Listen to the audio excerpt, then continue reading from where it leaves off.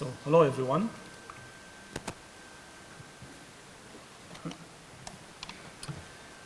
We are now in the midst of an immense scientific revolution, or more correctly, we are witnessing the merger of two immense scientific revolutions.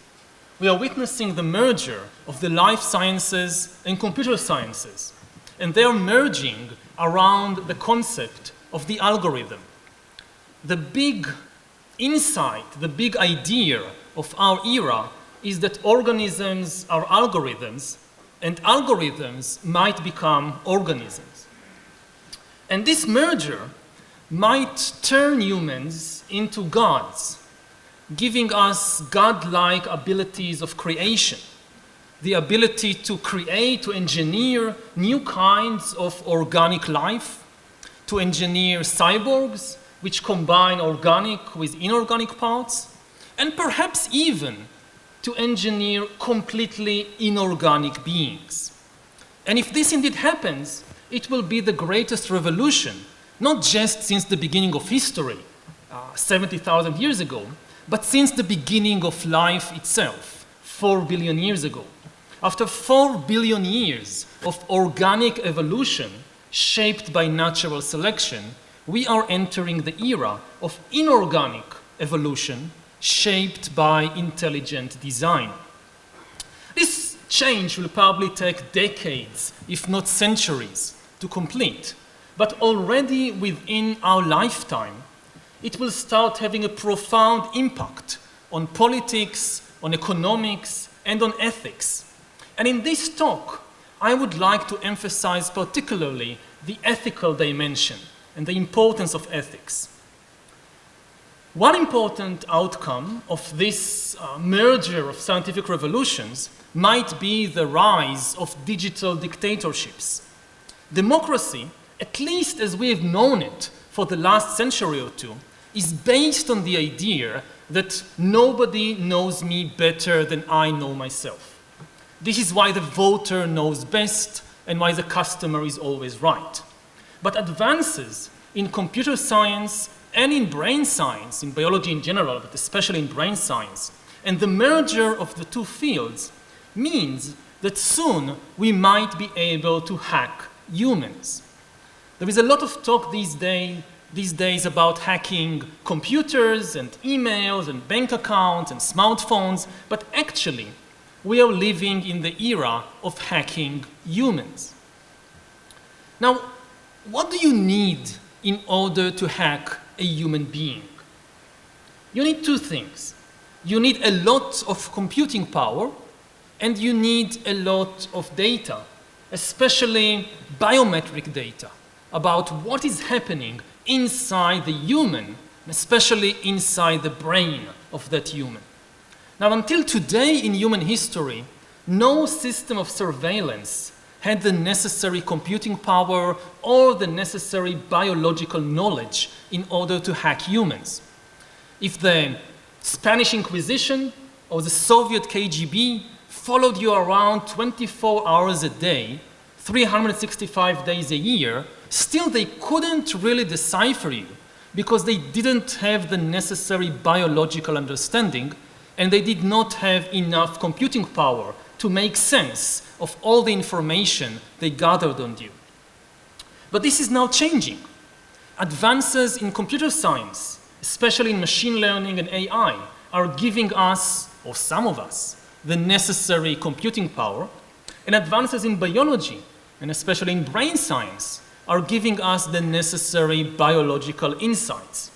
And when we merge infotech with biotech, what we get is the ability to hack humans, and when we can hack humans, this may well be the end of democracy, at least as we have known it in the last century or two.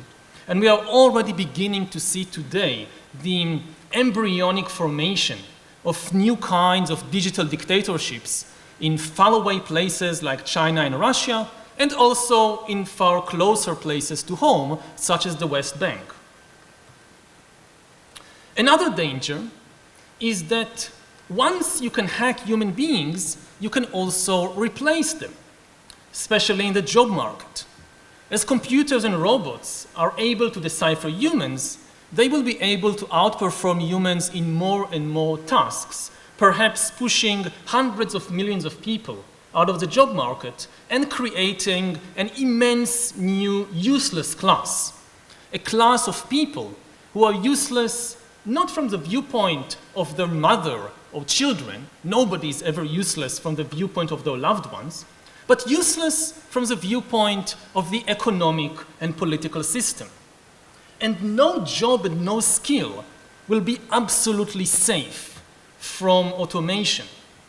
Some people imagine that at least emotional intelligence will always be beyond the capabilities of AI and of robots, and therefore jobs that require a lot of emotional intelligence, from doctors to lawyers to teachers, this will be safe. But this is unlikely. Computers are likely to outperform humans in emotional intelligence too, not just because computers are becoming smarter, but also, or especially, because the biotech revolution makes it possible to hack human emotions and feelings. And AI will soon be able to understand human emotions better than any human doctor or human lawyer or human teacher, because after all, emotions are just biochemical patterns, and AI is becoming better than humans in pattern recognition. There is, however, one thing that AI is unlikely to accomplish anytime soon. It is unlikely to gain consciousness. In science fiction movies, from The Matrix to Westworld to Ex Machina, it's a common theme that once a computer or a robot gains enough intelligence, it also develops consciousness and feelings. And then either the human falls in love with the robot, or the robot tries to kill all the humans, or both things happen at the same time. But this is science fiction, not science. It's a complete mistake. It's based on a big confusion between intelligence and consciousness, whereas these two things are very different from one another. Intelligence is the ability to solve problems. Consciousness is the ability to have feelings. Now, in humans and other mammals, consciousness and intelligence indeed go together. Mammals solve problems through feelings, but computers solve problems in a completely different way. And whereas there have been immense development over the last few decades in computer intelligence, there has been exactly zero development in computer consciousness. And there is so far, I don't know about the future, but as of 2018, there is absolutely no indication that computers are anywhere on the road to developing consciousness. So we shouldn't believe all these science fiction movies about AI gaining consciousness. In fact, they are not really about AI.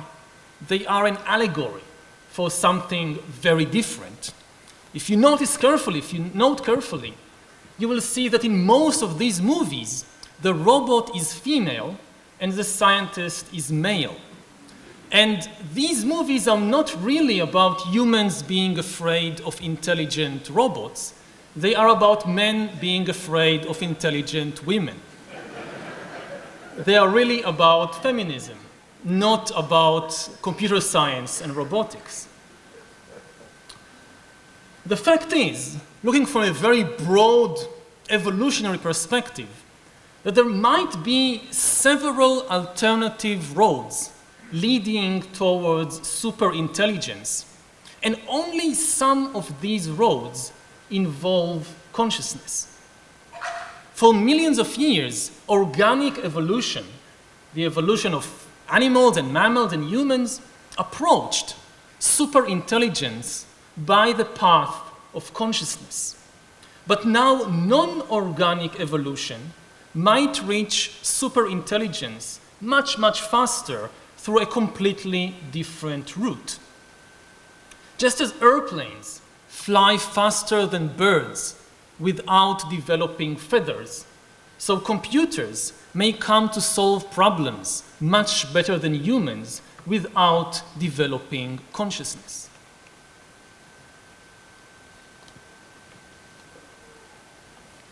Now, all this is, of course, speculation, because the truth is we don't know much about consciousness.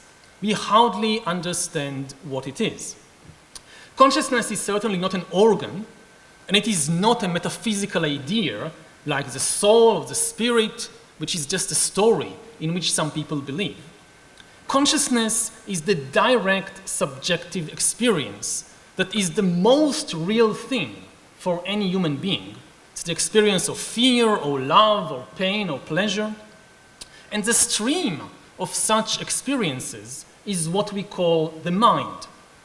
We should be very careful not to confuse the mind with the brain. The brain is a material network of neurons and synapses and biochemicals and so forth. The mind is the flow of conscious experiences, such as pain and pleasure and love and hate, that follow rapidly, one after the other. Now, current scientific theory says three things about the brain and the mind. First, that the mind emerges from the brain. It is the brain that produces the experiences of love and hate and pain and pleasure. Secondly, the brain is a data processing mechanism. What the brain does is to process information and make decisions. And therefore, thirdly, the conclusion is that conscious mental experiences must be helping in some way to process data. Somehow, our subjective experiences of pain or pleasure or love or hate help us to process information. That's the idea that I earlier referred to by saying that organisms are algorithms and that feelings are in fact calculations. Now, as of 2018, there are two holes or two problems with this theory. I don't know about 20 years or 50 years from now what we will know, but as of today, the first problem is that we have absolutely no idea how the brain produces the mind. We have become very good in finding correlations. We can say, okay, this part of the brain is now active, so it's highly probable that the person is feeling fear or love or hate or whatever. We are also becoming very, very good in manipulations. We can stimulate a particular part of the brain and expect a particular experience, that the person will experience something that we can tell in advance. But we have no explanation. How is it that when billions of neurons are firing in a particular pattern, how does this get translated into the conscious experience of pain or fear or love? We have absolutely no idea. Secondly, and perhaps even more importantly, we have no idea how subjective experiences help calculations. This is really a problem in mathematics.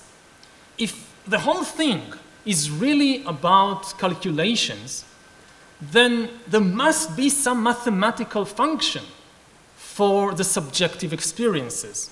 But we are not familiar, at least I'm not familiar, I'll be happy to hear about something like that if you know. But do we know of any mathematical problem that cannot be solved except through subjective experiences, through mental experiences? What is the mathematical contribution of feelings? As far as I know, we don't have an answer to this question, at least not today. Some scientists therefore conclude or try to evade this minefield by saying that it's just meaningless and useless to talk about the mind, and that it is enough to talk about the brain and brain states. But that brings us back to the ethical and political issues with which I began this talk. Because ethics and politics are about the mind and mental experiences not about the brain and brain states. I hope I don't insult anybody, but the truth is that nobody cares about the brain. People care about the mind. The reason we care about the brain is because we think, with good reason, that if we better understand the brain, it will give us insight into pain and pleasure and love and hate. And we can cure all kinds of mental diseases and so forth and so on. So we care about the brain because we think it will lead us towards the mind. But if you think that you can talk only about brain states, you don't need to go into this messy area of the mind. And you don't need to talk about subjective experiences, just about neurons and synapses and biochemicals and so forth. Just try to explain what's wrong with rape or what's wrong with torture just in terms of brain states. You're not allowed to use any mental vocabulary, any subjective experiences. Let's see if you can explain what's wrong with rape or torture only in terms of the brain. I don't think this is possible. I don't think that brain science by itself, ignoring the field of mind science, can have ethics. So if we want ethics, and I think that we should, then we need to study minds and not just brains, but it is very difficult to study the mind. If you want to observe the brain, you can just stick somebody into an fMRI scanner and observe the brain. But you can't observe their mind like that. With the technology of today, and of all of human history, the only mind you can observe directly is your own mind. That's the only mind accessible to you. And it is very, very difficult to observe your own mind in a systematic and objective way. Now, in the absence, so far, of modern methods for direct mind observation, one possibility is to try using some of the tools developed by pre-modern cultures to observe the mind.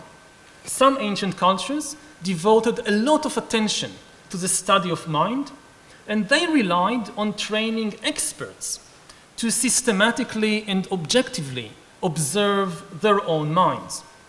The methods that they developed and employed are known under the generic term of meditation. Now, today meditation is often associated with religion and mysticism and so forth, but in principle, any method for systematically observing the mind is meditation. And over the millennia, humans have developed a very wide range, hundreds, even thousands, of different meditation techniques. I will give just one example, both because of the shortage of time and because this is something I have some personal experience with, so I can speak about it with a bit more understanding. I'll give the example of Vipassana meditation, which is a technique that I've learned from a teacher called S.N. Goenka, and it is said to have been discovered by the Buddha in ancient India. In brief, in Vipassana, you're told to just sit with closed eyes and focus all your attention on body sensations. Just be aware of what you feel. That's it. You start by trying to feel, trying to observe a very distinct sensation, the sensation of breath coming in and out of the nostrils. You just feel. When the breath is coming in, you just feel, now it's coming in. When it's going out, you just feel, okay, now it's going out. It's not a breathing exercise. You don't try to control the breath or to regulate the breath in any way. It's just like a scientist observing a natural phenomena as it is. When it comes in, you just know it comes in. When it goes out, you just know now it is going out. And when this becomes easy, after some practice, then you start to observe sensations, not just this particular sensation, but sensations all over the body. Again, you don't look or try to create a particular sensation of bliss or ecstasy or who knows what, but like a scientist, you just observe objectively whatever naturally occurs. If you feel pain in the body, you observe, okay, how does pain feel? If you have some heat in the body, you observe the heat.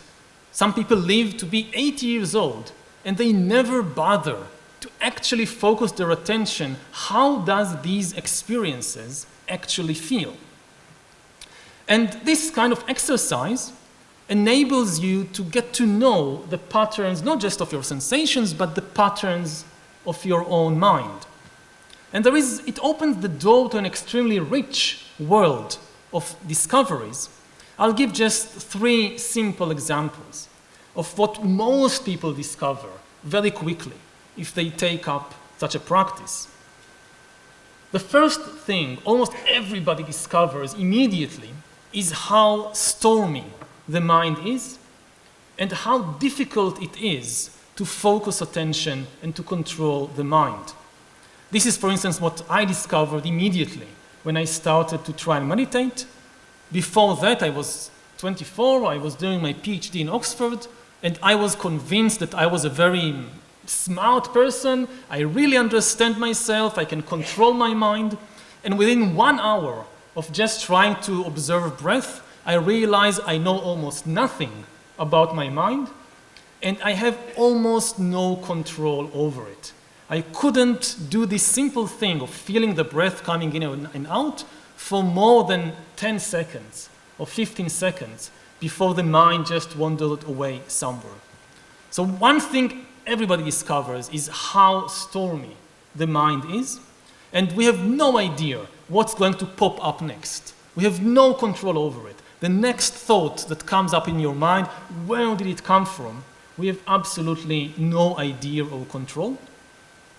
Another key insight that, again, most people discover very quickly is that the mind is always in touch with body sensations and reacts to body sensations. Between me and the world, there are always in the middle the sensations in the body. I never in my life, I never react to events in the outside world. Never. I always react only to sensations in my own body. When it's pleasant, I react with craving for more. When it's unpleasant, I react with aversion towards this. Even when we think that we react to something that somebody else did, or to something we saw on television, or to a distant childhood memory, the truth is that we only react to our immediate body sensations. If you're outraged that somebody insulted my nation, my great nation, somebody said something against it, what makes the insult unbearable is the burning sensation in the stomach or the pain in the chest that I feel at that moment. The nation feels nothing. It has no consciousness, it has no feelings. It's my own body that actually hurts. And the third key lesson that, again, almost everybody realizes quite quickly is the difference, the big difference between pain and suffering. When you observe pain, you quickly, or quite quickly, realize that it is not the same thing as suffering. Pain is a certain kind of sensation. Suffering, in contrast, is a mental reaction to the sensation. You can be in great pain and still be relatively free from suffering. And you can have a tiny pain and be in immense suffering. It depends on how your mind reacts and behaves.